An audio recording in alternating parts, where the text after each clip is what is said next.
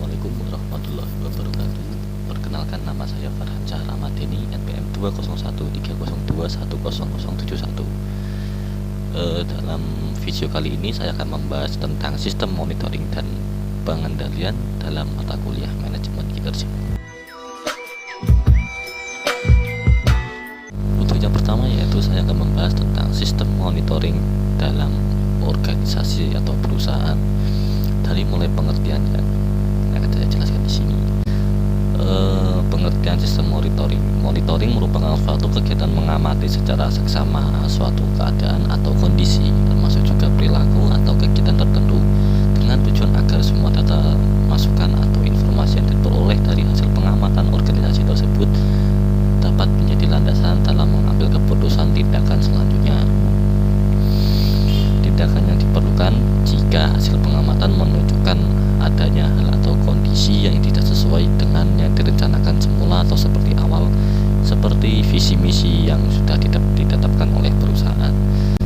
Monitoring bertujuan untuk mengamati atau mengetahui perkembangan dan kemajuan, identifikasi dan permasalahan serta antisipasinya dalam upaya pemecahan masalah dalam suatu organisasi tersebut.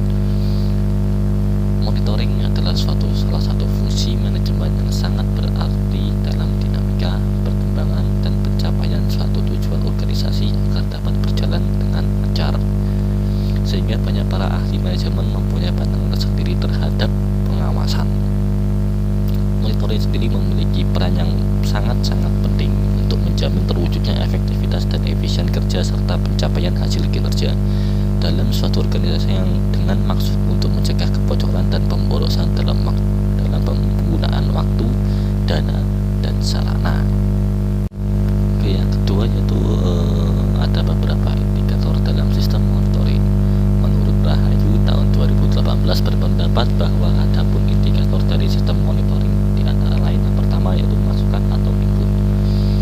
Faktor-faktor yang dibutuhkan agar pelaksanaan kegiatan dapat berlancar sehingga menghasilkan keluaran berupa dana, sumber daya manusia, informasi, kebijakan, dan peraturan perundang-undangan.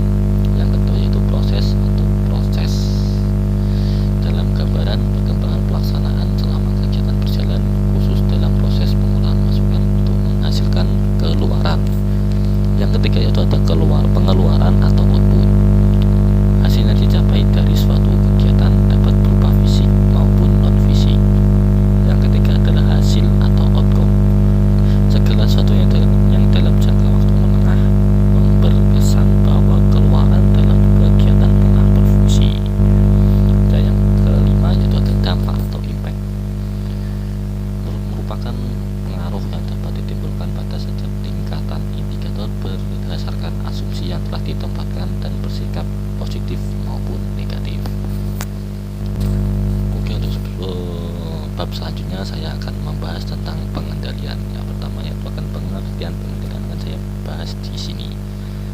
Pengendalian adalah proses pemantauan aktivitas untuk menjamin bahwa standar dapat terlaksana sebagaimana yang direncanakan dan melakukan langkah korektif terhadap penyimpangan yang berarti.